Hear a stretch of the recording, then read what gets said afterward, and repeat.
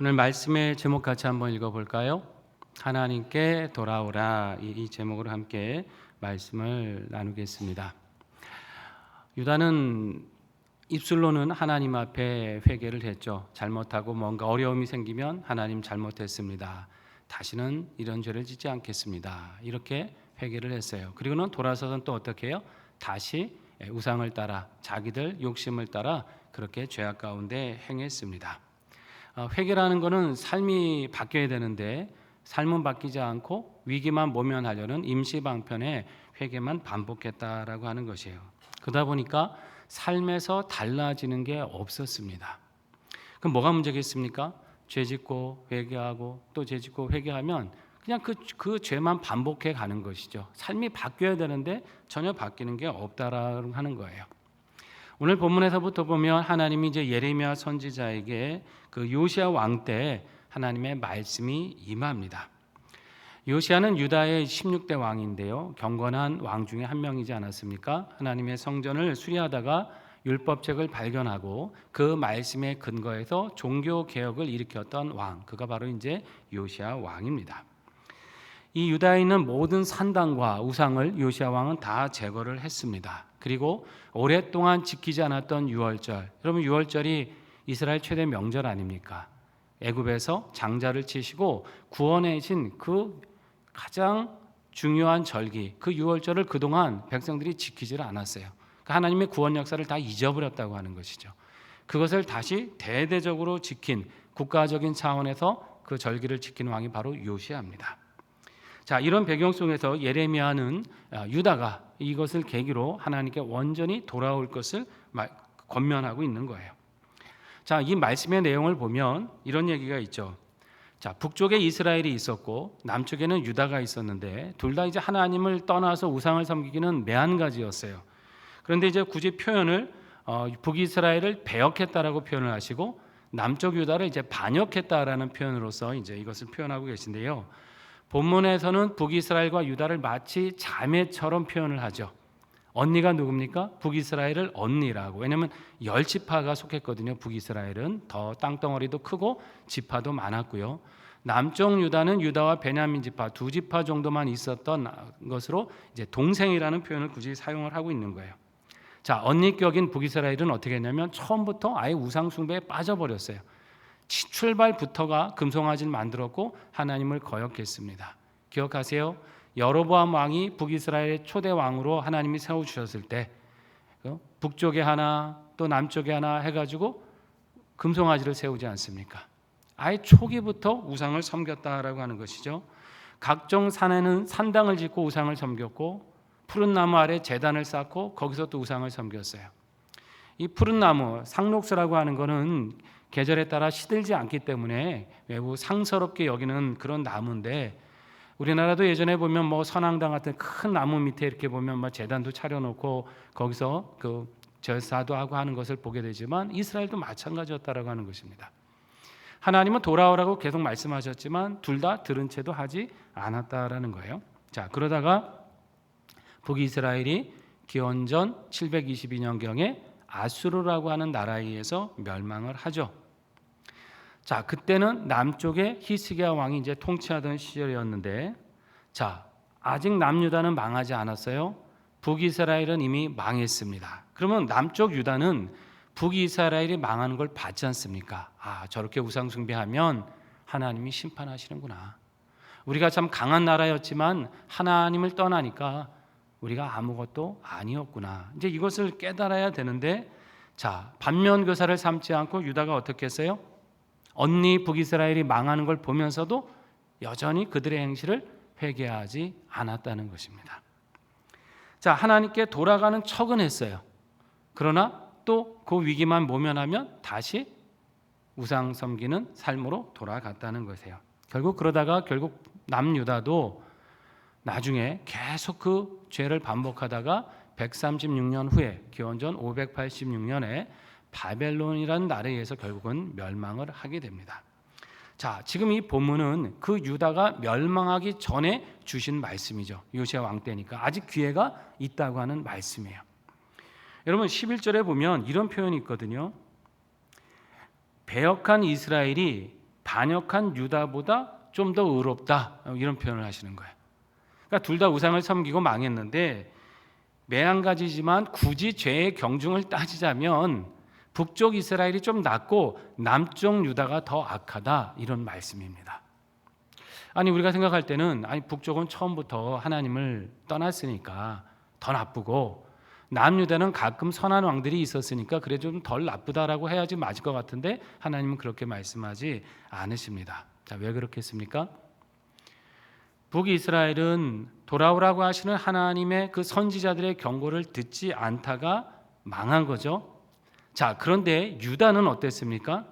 선지자들의 경고를 듣지 않았다는 점에서는 북이스라엘과 똑같았죠. 다를 바가 없습니다. 그런데 한 가지 더 나쁜 게 뭐냐면 남유다는 북이스라엘이 왜 망했는지를 눈으로 목격했다는 것이에요. 역사적인 교훈을 그들은 받았다고 하는 것입니다. 하나님을 떠나서 우상 섬기면 저렇게 되는구나, 나라가 망하는 지경에 가는구나, 이것을 역사적으로 눈으로 보면서 그들은 교훈을 받았어요.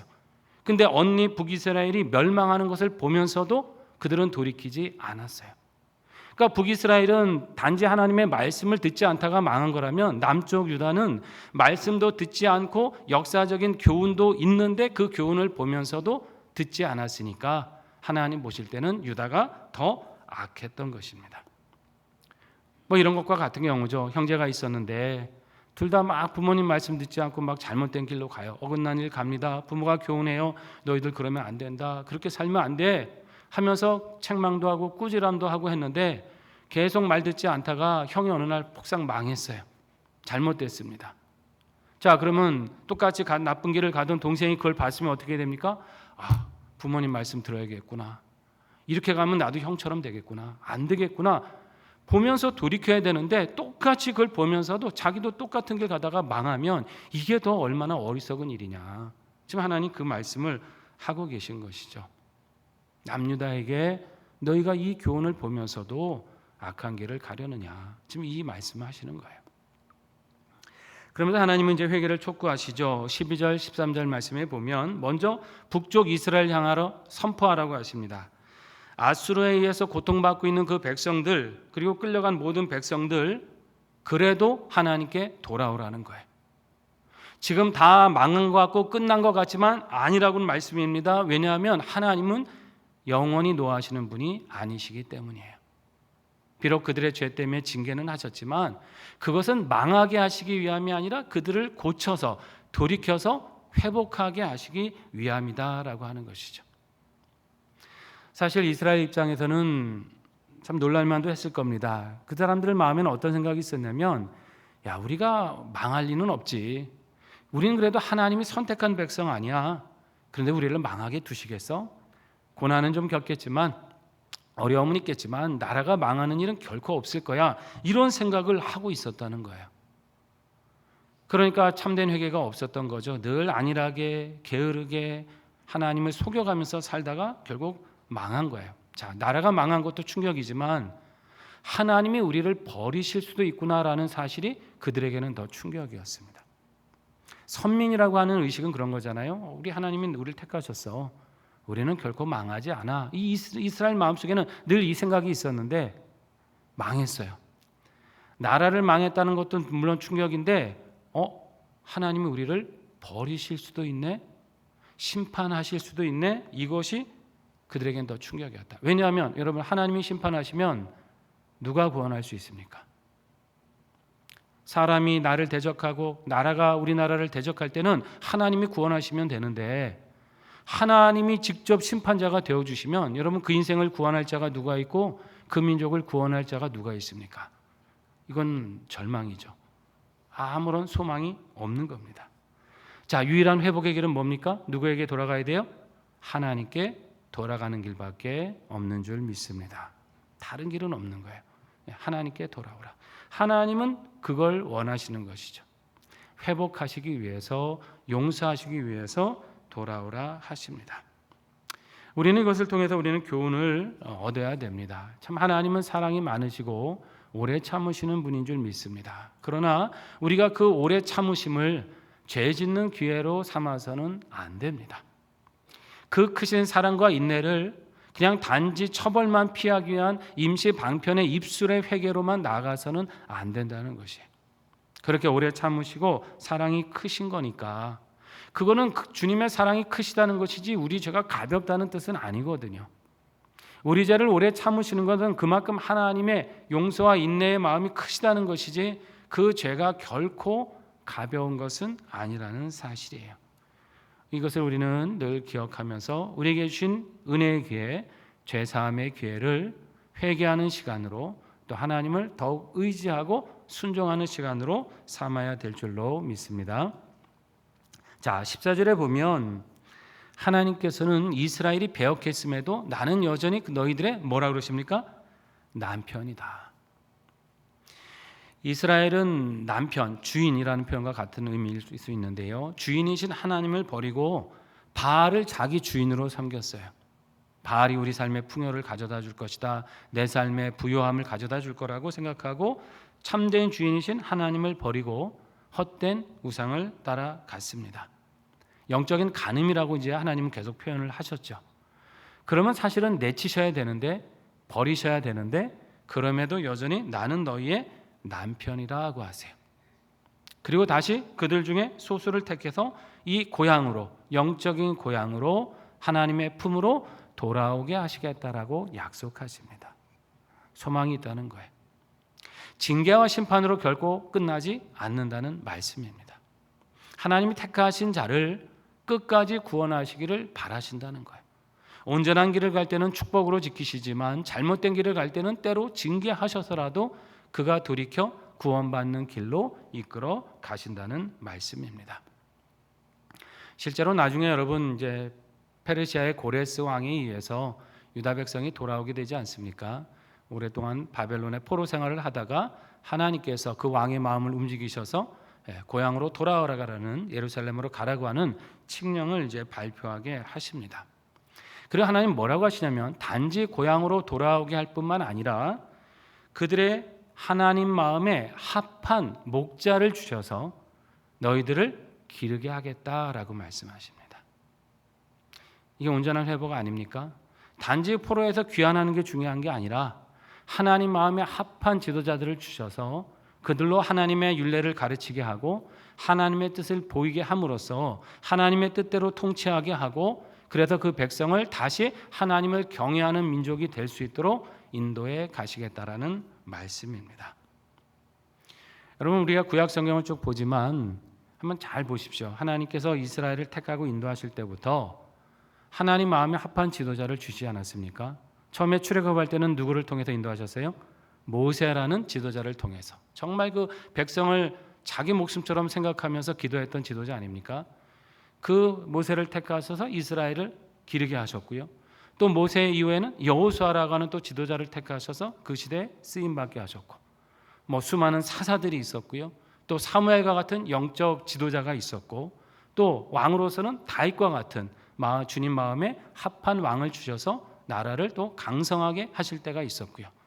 또 때를 따라 수없는 선지자들을 또 보내주셔서 잘못된 길로 갈 때는 돌아올 수 있도록 인도해 주셨습니다.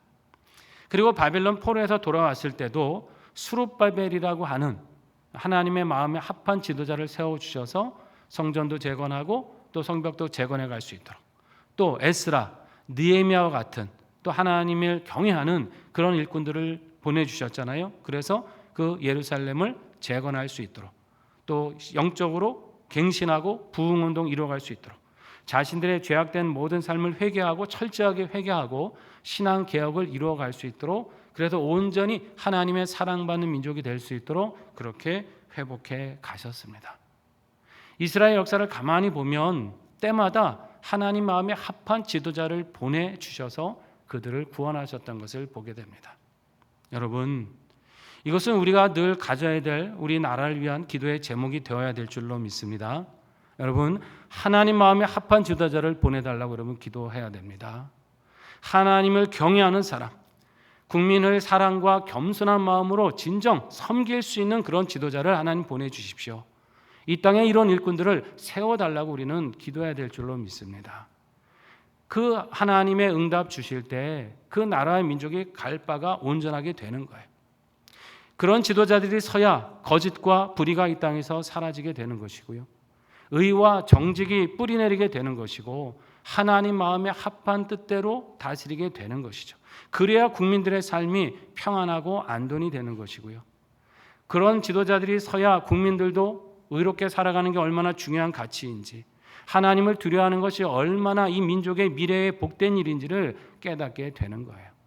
여러분, 세상 사람들에게 그거 기대하겠습니까? 우리 성도들이 먼저 기도해야 할 제목인 줄 믿습니다.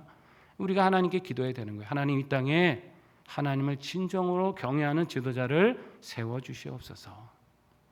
한국 교회가 깨어있기를 기도하셔야 되고, 이 땅의 정치, 경제, 사회 지도자들이 하나님을 경외할 수 있도록 기도해야 되는 것이고요. 이런 일꾼들을 곳곳에 세워달라고 우리는 기도해야 됩니다. 그때 우리 민족과 우리 나라의 미래가 복되게 될 줄로 믿습니다. 16절에 뭐라고 하십니까? 이런 때가 되면 사람들이 다시는 언약궤를 말한다든지, 야, 언약궤 그 옛날에 받았던 그 언약궤 어디 있어? 우리가 지금도 그 언약궤가 있다면 참 좋을 텐데, 이렇게 언약궤를 찾지 않게 될 것이라고 말씀하세요. 여러분, 그 언약궤는 모세의 그 십계명 돌판이 들어있는 법궤잖아요. 여러분, 이스라엘에게 이것이 얼마나 중요한지 잘 아시죠? 전쟁에 나갈 때도 뭐 이것만 갖고 나가면 이길 줄 알고 들고 나갈 정도로 자신들은 하나님이 직접 주신 이 언약궤를 가지고 있다는 것이 이스라엘에게는 아주 거대한 자부심이었거든요. 그런데 지금 이제 이 언약궤는 이제 사라지고 없지요. 그런데 이것을 이제는 다시 그리워하거나 다시 찾게 될 일이 없을 것이다. 왜 그렇습니까? 하나님이 그들 마음에 좌정하시기 때문에. 하나님의 말씀을 각각 이스라엘 백성들 마음속에 심어 주실 것이기 때문에 굳이 돌판에 기록된 말씀을 찾지 않아도 기도하면, 하나님을 찾으면 하나님의 말씀이 그 안에서 역사하셔서 누구나 하나님의 뜻을 분별하게 되고 그 뜻을 알게 되는 날이 오게 된다는 말씀이에요. 이게 얼마나 축복입니까? 언약궤를 주시면 거기 있는 데까지 찾아가야 되잖아요. 열어서 그 돌판을 봐야 알잖아요. 그러나 이제는 그럴 필요가 없게 되었다고 하는 것입니다.